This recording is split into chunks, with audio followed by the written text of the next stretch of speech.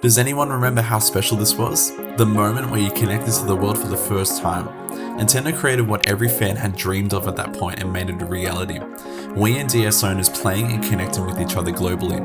You could finally open your Wii menu screen and be alive with communities on the Everybody Votes or Check Me Out channel.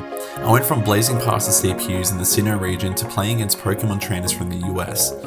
For me personally, this was all mind-blowing. So much so that I uploaded my first ever video of myself playing Mario Kart Wii on YouTube exactly 16 years ago, but more on that later.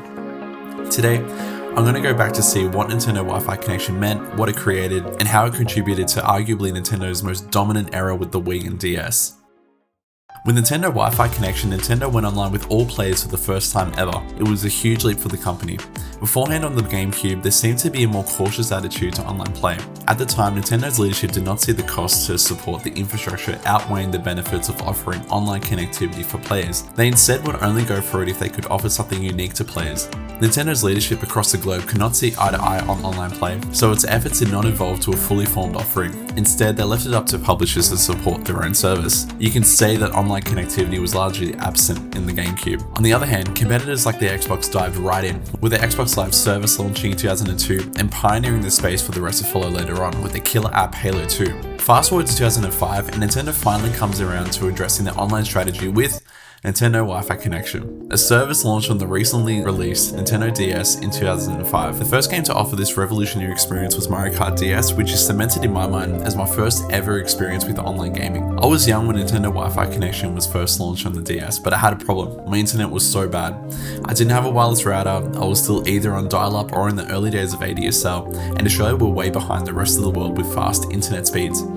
I remember running speed tests on net and seeing 400 kilobytes per second and being so excited it had gone up from 200 kilobytes per second. In short, I had to wait a bit to use Nintendo Wi-Fi connection. A year or so had passed and our speeds finally doubled to a measly 800 kilobytes per second, and we also had a new router, so I was ready at last. At this point, I'd been smashing Mario Kart DS and just got Pokemon Diamond, and now I can finally broaden horizons beyond my own home. This was my dream. I would stare at the boxes for Mario Kart and Pokemon Diamond, look at the Nintendo Wi-Fi connection icon, and read the notes on the back of the case.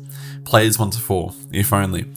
And it had described the world that was out there beyond local play. I thought the idea of connecting with others across the globe was revolutionary. I hadn't yet otherwise really ventured into online forums, only really connecting with friends on MSN, so I was still very naive. Playing both Mario Kart and Pokemon Diamond online though was such a cool experience. I can't express how much I dreamed of being able to do this. I think the fact that I had to stare at the menu screen and be locked out of online functionalities of both games built my phone up even more. By this point, I think I'd played hundreds of hours on Mario Kart DS, so I got really good at the game prior to being able to join. And when I did, I would have put countless more. On Pokemon Diamond, I was even more amazed as I grew up playing the Game Boy Advance games as a solo experience with no outside interaction. So this switched up the formula and opened up so many possibilities to me. Jumping in GTS to see what's being offered in the market, trying to flog off my unwanted Pokemon, and meeting new trainers, it was truly a magical moment for me. Then the Wii came around. This is me at 10 years old. So excited to jump in and play with people from anywhere around the world that I recorded gameplay of myself playing Mario Kart Wii with a digital camera on a stack of books facing the TV. I had no capture card. I was just so excited. I didn't even care how it looked. I wanted to record it, get it up on YouTube, and share my experience with everyone. This was around the time when we finally upgraded our own home internet speed to be faster than dial-up tone, and I was amazed at the ability to even do this. It was so shit before. Previously, I tried to connect my Wii and DS to the internet, but I would fail, I would time out, my router didn't have range, and I'd look online, I'd see people in the US, people in Europe have a lot better internet than we do in Australia, so it was just really annoying that I couldn't do this up until this point. So I played games like Pokemon Diamond, Mario Kart DS, Animal Crossing, Super Smash Bros. Brawl, all exclusively offline by myself, or if I had mates over, but there was none of this global experience in playing with people in different regions.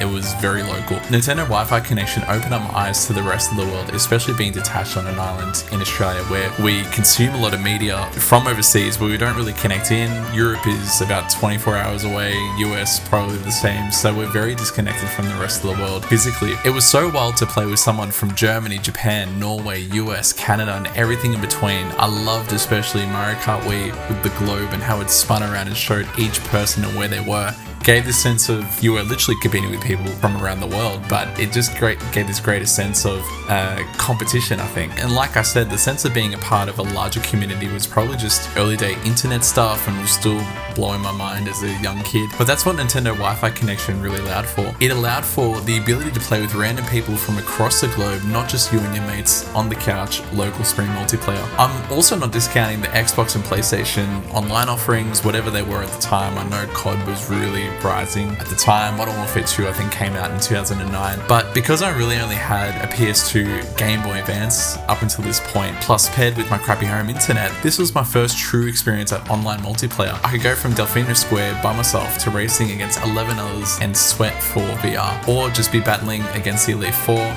to then battling and interacting with other trainers in Pokemon Diamond. It was mind-blowing to younger me. Now, it's not just the games, but also the interactive channels we used to have, which relied on this service as well. I would always pump into the Everybody Votes channel, which now feels like what Splatfest are in Splatoon, where everyone votes on a question or their preference for something and sees the results. It was so simple but so fun. Or Check Me Out channel, where I'd always get ideas and inspiration for making new Miis. As a side note, whatever happened to the Miis? It was so sad to not even see them in Mario Kart World. I really want to do some content on that in the future. Anyway, by far the most used channel by me as a kid is the Mario Kart channel. Mario Kart channel is so memorable to me. In modern day, it's quite funny to think that a whole separate channel was created for what is just a sub-menu feature within a game, and it was accessible within the game, but having it bootable from the home menu created such a unique experience. As someone who was really into the online aspect of Mario Kart Wii, I'd be on this channel constantly. More specifically, I was really into time trials. There are some quite famous time trials in Mario Kart Wii, one being the volcano glitch on Grumble Volcano. I was obsessed with getting this right as a kid, and I'd watch the ghosts via the Mario Kart channel constantly to see who has the new world record. I'd be looking at other world records and trying to improve my time, and see how I ranked against others around my skill level. I was so obsessed at seeing where in the world all the world records were from, analysing the top 10 and dreaming of setting a good time. I never interacted with the competitions though, as I was equally obsessed with reaching 9,999 VR in worldwides, which I'll touch on later. These three channels mentioned create a sense of community and connection I had never felt before. All of my previous experiences were just me and my device, but now I can share the experience of creating a funny looking me, seeing what other people liked on their toast, or comparing times in Mushroom Gorge time trials. I felt like there was a bigger world to discover out there and I'd only just had a taste. Other honourable mentions in terms of channels were the Forecast channel that I just hop on to listen to the theme music and fly around the globe to see what the weather was like in different countries. The Wii Shop channel and its iconic music, and one we never got in Australia which is unique was Wii No Ma, which was a Japan exclusive channel made possible by Wii Connect 24, which showcased your Miis in different settings as you choose to watch a program of your choice.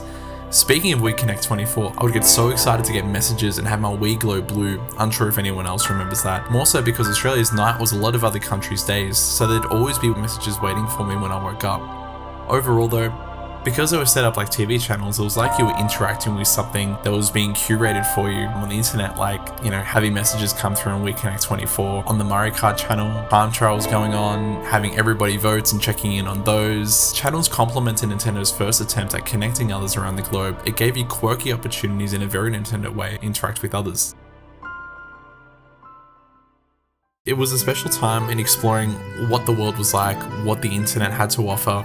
I think it was just early days in a lot of things that made this feel even more unique of an experience at the time, especially as everyone's internet speeds were still maturing, your ability to engage with others, all of the ways that you could play online. Like, playing online was such a foreign thing to me at the time, a foreign concept. I think what also helped the impact of Nintendo Wi-Fi connection is that it was so novel and new. You look at all the advertisements, you look at all the material that they put out back then, it was focused on connecting with others around the globe. And the reason why they did this is that it was still such a new concept to a lot of people. People didn't have good internet connections, they were still coming online, we'd only just come out of dial-up era. So for quite a few people, this was still something that, like, up until this point, they could only play locally online, with their friends or whoever was local to them. So the whole online play aspect was was still foreign to a lot of people. Of course, there were people that have been playing online for years up until this point, more so people on PC and on Xbox Live, of course, a few years earlier. But for the wider majority, and the Wii did sell to such a big casual audience, same as the DS, it was still something new for a lot of people, and they used it very well in the advertising, and it worked. Me, myself, I was a lot younger, of course, and naive, but